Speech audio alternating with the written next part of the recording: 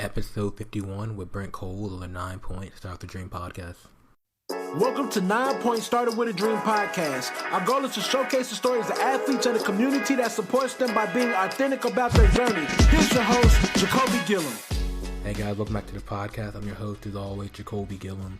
This episode is going to be really good for anyone that lives in a small town but has big dreams. We can all relate to having people tell us because we're from XYZ that our dreams can't be possible because no one from our area comes out of there. And Brent Cowels' journey kind of beats all those odds, and what he's doing now in Wilkes County, North Carolina, to kind of help his athletes achieve their version of greatness and achieve their goals. So, great episode here with Brent, and hope you enjoy, and let's get to it. Brent, the question I'll start with everyone that comes on is, when you were younger as an athlete, what was like one of your bigger dreams or goals you wanted to achieve? One of the major goals that I wanted to achieve when I was younger, up and coming, is same goal for everybody else that every young basketball player has, is to make it to the NBA. And I've seen it. You can see that dream and you can see you making it, but as a kid, you don't realize how far away that dream is and how hard it is to work to get there. And when you say that, so where are you from? Because is it a big town, big city type market? No, I'm from one of the I'm from a little country town. It's called Wilkes County. It's in North Carolina. It's not. We just recently got Olive Garden and major restaurants here. We have nothing here. Walmart is our major attraction. No malls, no nothing. So, when I was growing up, we didn't even have, the only restaurant we had around was Applebee's. Nothing else. So, one of the smallest markets you possibly can go to. So being from a small town, small city, how did you go about building your dreams? Because you don't really hear a lot of stories about the athletes in small towns, going to the big leagues. How do you and your friends kind of cultivate that dream of wanting to do bigger things? I don't know really. Growing up a Tar Heels fan, that was my first goal, was to get to Carolina and go to Carolina and play at Carolina. And then the older I got, the more understanding of basketball that I got, I realized that, once I got to Carolina, the next step would be to go to the NBA. I started playing basketball a little bit later than most of the kids around here. I didn't really start dialing into basketball until I got to about the 8th grade. I played in 6th grade, but it was just YMCA ball during basketball season, and that was it. And then 7th grade, I tried out for the team. Really thought I was going to get cut from the team. Made the team, didn't get any playing time, sat at the end of the bench. Just fine. I was just happy to be on the team. Did all the work. And then going into 8th grade, I really started to take it serious. And that's when, people started saying, oh, you really athletic. You might have a chance to go play some serious basketball. And that's when I started to really dial in and focus on trying to pursue it and play professional basketball somewhere, in the NBA at the time. So you say you kind of started to dial in a little bit to kind of focus more on your dream. What did that mean for you? Like what does that look like for you when it can be you kind of dialed it down or dialed it in or whatever you focused on? It meant dedication 24/7. And this is you hear about these stories all the time about, you got to outwork everybody else. You got to work hard when everybody's sleeping. You got to work. You hear about it all the time on the internet now. But growing up in 97, 98, 99, when I was in high school, 98, 99, 2000, 2001, the internet wasn't as viable as it is now. It wasn't as, everybody didn't use it for what they use it for now. So I didn't truly know that, you needed to breathe, sleep, and eat basketball. But that's the only thing that I knew when I wanted to actually do it. I'm like, okay, this is what I want to do. I don't know what everybody else is doing, but I'm going to start playing basketball 24/7. I'm going to work out. I was lucky enough. I'm at the YMCA right now, but this is a new YMCA. It was an old YMCA, and my dad used to be a janitor at the old YMCA. And so I would have to stay with him for countless hours till 2 or 3 in the morning whenever he got off work. And, when I was there and he was cleaning out the entire, facility by himself, I sat in the gym and I just played basketball and played basketball and played basketball all the time, trying to perfect my craft. So, during the summers of my 8th and 9th grade year, and that really sent my game to the next level. Okay, so when you're in high school, you're kind of feeling out that you have a chance to kind of go to the next level.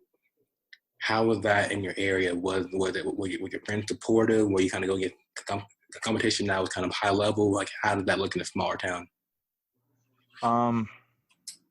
It was, nobody from my town really went and played basketball off to college and really, really excelled like that. So it wasn't really heard of. Here for this small town, everybody just, they would go to college, but it wasn't for sports. Then they would end up back here after they finished college. Nobody ever really ventured out. I mean, small town, we really stay tight amongst each other. Everybody knows everybody kind of thing. Go to the same places and eat, So when and it was actually a couple of friends of mine that really dreamed and aspired to be more and to go play basketball and do other things, So when we're talking about it, of course, everyone around here kind of had their doubts, like, oh, you guys are just going to be just like everyone else that talks about it and doesn't go and play basketball, doesn't do this, doesn't do that. So, it was kind of hard, especially when your closer friends kind of doubted you, and your teammates doubted you, told you wasn't going to make it.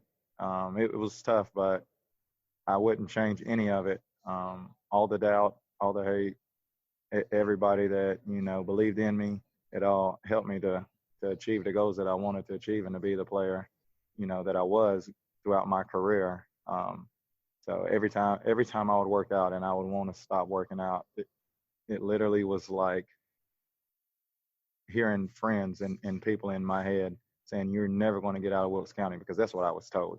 I was never going to get out of Wilkes County. You're never going to get out of Wilkes County. You're going to play basketball in high school, and then you're going to get you a job. Lowe's Corporation is here. So that's what everybody wanted to say. You're going to get a job at Lowe's or Tyson Foods. Like, that was the two jobs to get here. So it just really pushed me, all the doubt and all the I had a lot of support with my family. My family supported me heavily, but all the doubters helped me out just as much as the support did.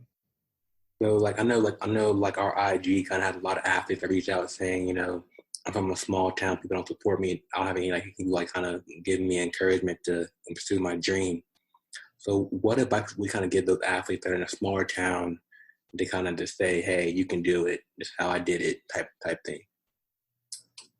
Yeah, and that's one of the main reasons, I started doing what I was doing as far as trying to help any and everybody that I possibly could to achieve. On my Instagram, it's in my bio, it says, I will help. I'm trying to help athletes pursue their dreams, because, as a small town, small market, you do get overlooked a lot. You get a lot of people saying, you think they're going to come look at you when they can go to Charlotte, which is the closest city to us, really, Charlotte or Winston, and get some of their players. Because when I first got out of Wilkes County, everybody around here told me I was athletic. You can jump really high, you're fast, but wait until you get to the city. Then you're going to see what true athleticism is. So, in my mind, the entire time I'm thinking, these guys are going to jump over my head. They're going to outrun me. I'm not going to be able to keep up. And that was the mentality that I got from people that's in my area. But then when I got down there, I saw that I'm just as fast. I jump just as high, if not higher, and outrun these guys. So, the advice that I would give to guys that's coming from a smaller market, and coming from a small town, is just because people don't understand your dream and your vision doesn't mean that it's not going to happen. Because that's all I heard was, it's not going to happen. I moved high schools when I was a junior. My senior year, I reclassed at Charlotte Christian and moved to Charlotte. And all I heard the entire time was how much I was going to regret it, and how it was the worst decision of my life, to move from Wilkes County and go to Charlotte. And it turned out to be the best decision of my life. because it helped me understand that just because I come from Wilkes County doesn't mean I can't compete with the guys from Charlotte and everywhere else. So the advice I'd give them is that if you believe that you can do it and it's something you truly want to do, is just to keep pushing through it, because eventually you will break that barrier and you'll see that you're capable of doing everything that, everything that you see and everything you dream you can do. That was fire. So how did you end up getting an offer to go play in college? Once I switched schools and I reclassed and became a junior, it was an eye-opening experience for me, just because coming from this small town, I played the 4 position. I was power forward a lot, and I'm only 6 foot tall, but I jumped really high. So they would have me playing in the post. And when I went to Charlotte Christian, our big men were 6'8", 6'9", and so that led me to have to play the guard position, the 1 or the 2, which is why I say it was the best thing that could happen, because it made me realize that I have to play a guard position. I can't just play a post position. If I were to try to go to college at 6 foot and play the power forward position or the small forward position, it wouldn't have set well for me. It wouldn't have done well for me. So I had to transition my game from an inside player to be able to play inside and outside, attack the basket. So when I went to Charlotte, it helped me get on the radar of a couple of schools because of the level of competition we played. But at the same time, even when I was here in Wilkes County, I went on an unofficial visit to Carolina. I went to an unofficial visit to Carolina initially, but they knew that I played the 4. And, the whole time they're telling me, you need to be able to play the 1 or the 2. So once I went to Charlotte Christian and they allowed me to play that 1 or 2 position, and allowed me to see that will be my natural position from here on out for the rest of my career, it helped me, made it an easier transition to go to college. And coming out of high school, I had Division I offers. Appalachian State was looking at me. I committed Clemson. I went to Clemson almost every weekend. I went to team camp down to Clemson. I was recruited by Clemson, committed to Clemson, and then decommitted from Clemson because I got on Carolina's radar again, and I wanted to go to Carolina. And this was my senior year. Call it a mistake, call it, fate, whatever you want to call it. But, about a month and a half after I decommitted from Clemson, I ended up twisting my ankle really, really bad. This was my senior year. I twisted my ankle really bad. First time I ever twisted my ankle. So the severity of it could have been minor, but from where it was my first time, I'd never experienced it before. So that sidelined me for about 2 to 3 weeks. When I got back from it, we played in a Del Curry tournament, which is a major, major, major tournament in Charlotte. Raymond Felton's played in it. JJ Redick's played in it. It's just it's a huge tournament. You see national level teams come and play in it on a regular basis. Playing in the first round of the tournament, I was having a phenomenal game. Mid-30s. We was winning the game by about 20. Set up the next game to play against, I think it was Cove Springs. I think is the name of JJ Redick's high school team. We were supposed to play against JJ Redick in the next round.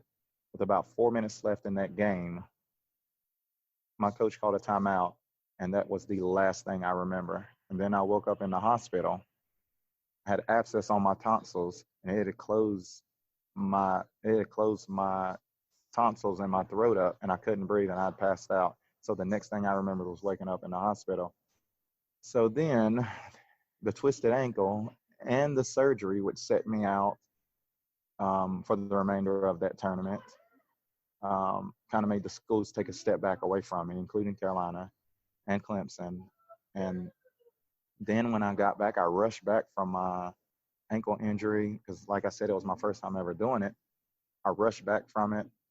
And when I got back from it was a little early, went out and played and twisted my ankle again about a week after I got back. And as soon as I did it that second time after that surgery, I was listed as injury prone, and D1 schools wouldn't touch me unless I went to JUCO and showed that I could stay injury free for a year.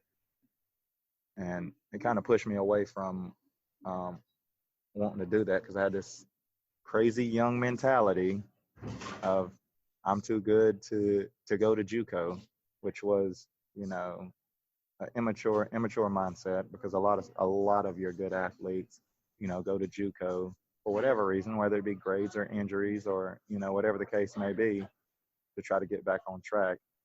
You know, I figured that, you know, I would just go to a D2 school, and you know, they were offering me at a D2 school, and then I would just kind of go from there. So um, moving to Charlotte was a great thing for me, you know, to allow me to play my natural position of a 1 or a 2, you know, but at the same time, especially nowadays and age with the internet and, you know, everything, and AAU basketball being so heavy, that where you come from is not more important than what you do when you play, you know, and that's always been relevant, but it is really, really more relevant nowadays. Wow, man, that was a journey right there. Oh man, was it ever? Was it ever? Like go from transferring schools, that the ball out, you twist your ankle, then you say like you just passed out of the game. Yeah, I passed out in a game, and I know it had to be a scary event for my mom, but I remember going over to the sideline and just telling my coach, you know, he called a timeout, and I just said, Coach, I can't breathe good, and that was it. I was gone, and then I woke up in the hospital with my mom sitting there over top of me. And the first question, this is no lie, I asked her out, you know what happened, and then the next question was, did we win the game? You know, did we win? Did we win? And she's like, yeah, y'all was up by, because I couldn't remember anything. She was like, yeah, y'all were up by, you know, a good amount. Yeah, we won the game. So, you know, it was crazy to me that it even happened, because, you know, something like that is just something, you know, random. Never knew, you know, that I had abscess on my tonsils, and that is honestly, you know, abscess on anything is deadly. So, you know, I'm blessed and lucky and thankful that, you know, I was playing ball and it happened and you know, we was able to get it taken care of. But yeah, it's just a random thing, man. It was crazy, but you know, it led me to the path I'm on now, and where I'm at now, and I love where I'm at now. Man, I love it. That they like how it all just aligned. So to kind of go off like what you're doing now and kind of how you got there. So how do you feel that journey between like decommitting from Clemson to getting hurt? How do you think that kind of led you to where you are today? Because how you think how you think it would have been different if you would have went to Clemson or went the other route? Um, I think if I would have went to Clemson, um, I truly believe, and you know, most players would probably say this, but you know, I truly believe that I would have been playing in the NBA. The guys that I played summer ball with, and you know, high school basketball with, and played against, all NBA players. Steph Curry, I played high school basketball with Steph Curry. You know, he was a freshman when I was a senior. He was on JV. I begged coach to put him on varsity because he came to our practice one time, and you know, you could see the potential in him, but at 5 foot, 110 pounds, it's kind of hard to play varsity basketball. But played against JJ Redick, Carmelo Anthony when he went to Oak Hill. Played against Oak Hill. Amari Stoudemire, Raymond Felt, and just played against a whole bunch of NBA players with or against them. Anthony Morrow, um, and you know, competed with them all. I was in that same conversation with all of those players. You know, Carmelo Anthony was just, being honest, was a step above the rest of us, especially coming out of high school. He was a notch above the rest of us. But you know, as far as the rest of the guys, you know, it's the same breath. It was, you know, I was top 100 player in the country. Went to NBA camp when I was a senior in high school. You know, so it was the journey and the path was there. You know, it was just aligned in the stars for me to do something different, and that's what really geared me to this. And I still played professional basketball. You know, I still went overseas and played. I played in Ireland, played in Finland, played in Bosnia. Um, so I still, when I played in the Philippines, so I still went and played professional basketball. So I still got to live out my dreams as far as playing professional basketball. You know, I didn't make it to the NBA, but there's other paths than just the NBA. You know, there's a whole bunch of stuff that can be done.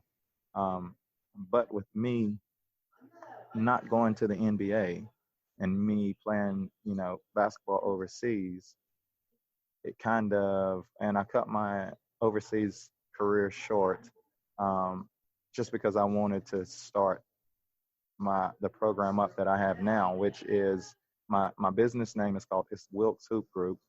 Um, we really gear specifically towards youth and training in basketball, um, being role models in general for the kids in the community. Um, Far from not only just with basketball, just with helping them grow as individuals. We do a whole lot with the kids. We might have to bring us their report card. We got to make sure they're doing what they're supposed to do in the classroom. When the kids get in trouble, and we have about 140 kids in our program right now. We have 10 AAU teams. Um, we have a lot going on, but we make sure we monitor all of our kids and make sure we put them on that right path, allow them to make decisions and for themselves, but also guide them with them decisions that they're making. Because I did when I was younger, I got a lot of influence that I should go here and I should do this, that I should commit here and I should go there, you know, instead of making a decision for myself. You know, if I would have made the decision for myself about JUCO or no JUCO, would I have went to JUCO? I'm not sure, but it was almost taken out of my hands because I listened to everyone around me, and as opposed to saying I need to go Division 1, period. There's no ifs, ands, or buts about it. I didn't make the right decision from a comfortable stance. There was a college, and I'm not going to say the name of the college. It was a D2 school. Even when I was getting recruited by the Division 1 school, when I went to that D2 school, I felt like this. I love this school. Love everything about this school. It enticed me more than when I went to Clemson on my visit. It enticed me more than I walked around and went in the locker rooms at Carolina and talked to the coach. Like it really, and I know it sounds crazy. So you tell a player, choose a D2 school over a Division 1 school. It's not likely going to happen. But what I would tell a player to do is choose the school that fits you. Choose the college that you really basically fall in love with or you feel at home at, because that's where you're going to have to be for the next 4-5 years of your career, potentially. So why not choose the best place that makes you feel comfortable and feel at home? So, we get to help. We get to help talk to these kids and kind of lead them, let them make their own decisions, but kind of tell them, this is what we went through. Make your decision on your own. But, this is your path. This is your dreams. But this is kind of what we did when we was growing up, because all of the guys that worked for me played college basketball. One of the first kids I ever trained, his name is Armin Omanovic. He is a D3 All-American last year, and he was a phenomenal scorer. He averaged close to 30 points a game as a senior in college. Went to LaSalle College up in Boston, and he tore his ACL twice in his career. Most recently, no, he tore it 3 times. He tore it twice in his career, and most recently, he tore it about 2 months ago. And he had dreams of playing overseas, of course, and it kind of geared him to head in this direction, in the same direction that I'm headed in. And with me going through it, it allowed me to talk to them like, this isn't the end of basketball for you. There's other paths. You can help kids. Like you can come and train kids is what I do. I train kids. You can come and train kids. You can come and coach. There's other paths than just saying I want to play basketball. And so it's definitely allowed us the opportunity to help kids and kind of show them the path to go down.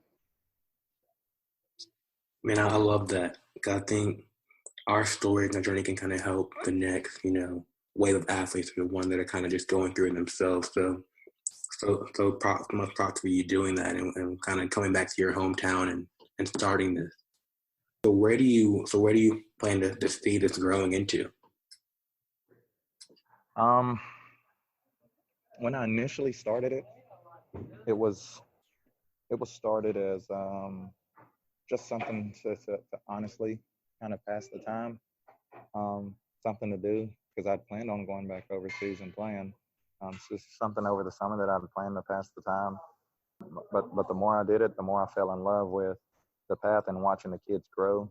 So with the envision that I had when I started, the envision I have now is completely different. I can see, now that I can grow my sports program, my AAU program, to a program that can compete nationally.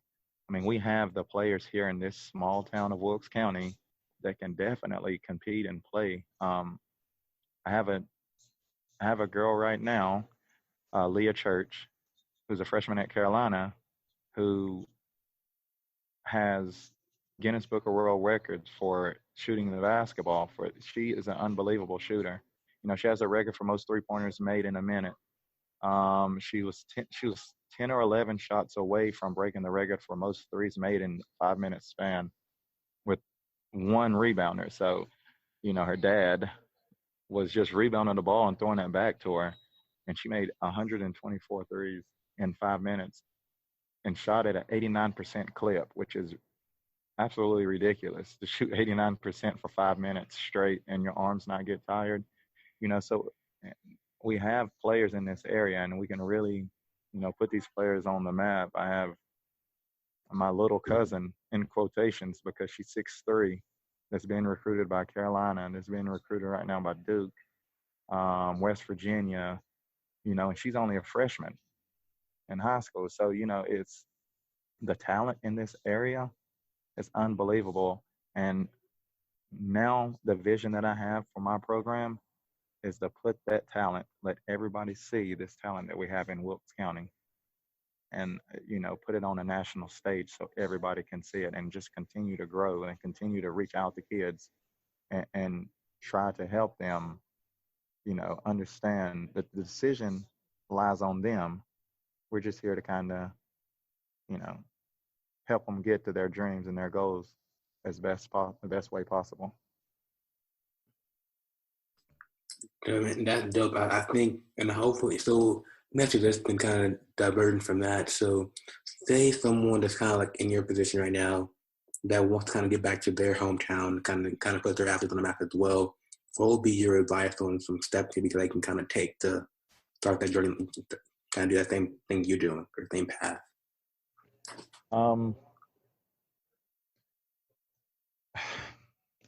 It's quite a few steps that I would recommend that they take. First and foremost is you have to get the support from the kids in the area. The kids in the area have got to know you as a really dominant athlete, whatever it is that your sport it is, whether it's track, baseball, basketball. The kids have got to see you do that and to know that you know what you're talking about. So it's not just, let me show you this basketball move, or let me show you how to swing this baseball bat, or let me show you the proper form to run. Because if you cannot perform that stuff yourself, then they almost look at you like, why should I listen to you? So if I tell a kid, you got to come out here and you got to shoot the basketball like this, But then I come out there and I shoot from the 3-point line and I make 1 out of 10. Then it becomes to the point where, why should I listen to you? You made 1 out of 10 from the 3-point line. I can shoot better than you right now. So the first thing that you want to make sure that you can do is that when it is time to produce for the kids, because the kids love to see, like, I'll just give you an example. The kids love when people dunk. It's just what they do. So when they see me get out here and they see me dunk the basketball, then they see me shoot the basketball and I go 8 out of 10, 9 out of 10, 10 out of 10, then that gives them a reason to say, my trainer is the best basketball player in this area, or my trainer is the best baseball player in this area. This is why I go to them. That is the first thing that you want to do, is get the kids in your corner. The second thing is to have a good standing in your community. It's hard to be a good role model in your community. I don't hire anybody with my business that has any kind of doubt in the community, like, oh, well, I heard this person does this, and I know hearsay is going to spread, but you want to make sure that you separate yourself from the negativity and your business from the negativity. That's the only way it can grow. We deal with youth, we deal with kids in the community. I can't have somebody that is that works for me and they say, oh, I heard such and such did this. It's just not how a small town is going to be able to work at all, because in a small town, everybody's going to know who you are. They're going to know about your business. They're going to know this and that. And they always try to find with you got the same haters at I'm 34. I have the same haters at 34 as I did at 14. So I'm going to have people saying, oh, I heard Brent does this. I wouldn't send my kid down there. It's just how it goes. So you have a good standing. So when people say that stuff about you, the parents say, no, he didn't. I don't believe that. Or no, she didn't. I don't believe that, because she would never do that, or he wouldn't do that. I know the type of person they are. So them are the two things that you really want to get in your corner, is the kids, the kids looking up to you, I should say, as a almost a superhero type thing, where if anybody comes into town, it's like, no, Brent is the best player around here, or Jacoby's the best. You got to have them to look up to you to that degree. And then for the parents to understand that you genuinely care about the kids, because I truly care about the kids, so you genuinely have to care about the kids, which will in turn mean you care about your, your social life. You'll never see anything crazy on my social media, on my Instagram, on my Snapchat, none of that, because, I understand that I'm a role model to the same degree that the NBA players are. But this is so much more of a personal level thing. And I wouldn't trade that for the world. Like, I love the personal contact that I have with my kids that NBA players don't. The NBA players will go to, an event. There'll be 1,000 kids there. They speak to them. They might meet a couple of them, but then that's pretty much where it ends. I see my kids on a daily, weekly basis, and I really form a connection with them. And I really can connect with them. So watching them grow, watching them graduate high school, watching them get their license and start driving, it is really like milestones for me of watching my kids really take off and watching them go to college and stuff. So it is really, you really have got to connect with the community if you're trying to grow your business. If you're trying to start your business and you're trying to grow your business, you have to connect with the community first, and then you'll see everything else will take off on its own. So much gold right there. I think you hit on a lot of points with kind of like understanding your brand, and because like know like what you want to represent as a person, as a business. So I think that's some fire advice you're giving people right there. So I kind of work with wrapping up a little bit. Where can people find more about you and what you're up to? I'm on Instagram. You can look me up on Instagram, Brent Cowels at WHG _ at WHG. You can shoot me an email, wilkeshoopgroup@yahoo.com. I'm on Facebook. Type in Brent Cowels. The last name is spelled Cowles. Really, I'm on every social media. So I'm not on Twitter. I don't have Twitter. That's the only one that I don't have. I definitely need to venture out and get on Twitter. But I'm on every other social media site possible because I do like staying in touch with everybody and everything that's going on in basketball. I follow a lot of my kids and stuff on there. So just you look me up on Instagram. Instagram will probably be the key factor for me, is the best way to link up with me, especially now because starting next week I'm going to start posting videos of like different stuff that we'll be doing down at the gym, different workouts. I'm gonna kind of explain it, different drills and stuff, so not only the people that I'm working out be able to connect and kind of see through it, but people that in Arizona, for example, or New York, or anybody else that follows me on Instagram will kind of be able to apply it to their workouts the same way that we apply it to my kids' workout here. Dope. And I'll add some links to all your stuff as well, make it easy for people to kind of find you as well when this comes out. So Brent, man, I just want to thank you for coming on. Like, I think you have a dope story. I think what you're doing is so needed for athletes, not just in smaller towns, but across the U.S. to kind of hear someone that is relatable, they can reach out to and touch. So glad to have you on, man. Thank you. Oh yeah, for sure. And anytime any athlete, it don't even have to be an athlete that I train. Any athlete that wants to reach out to me, wants to talk, wants help in trying to get to college, or just going through a tough time. I've been through it, or I've heard about it, and I'm definitely be there to help any athlete. So, I definitely appreciate you taking the time and calling me, and I'm sure we'll talk in the future.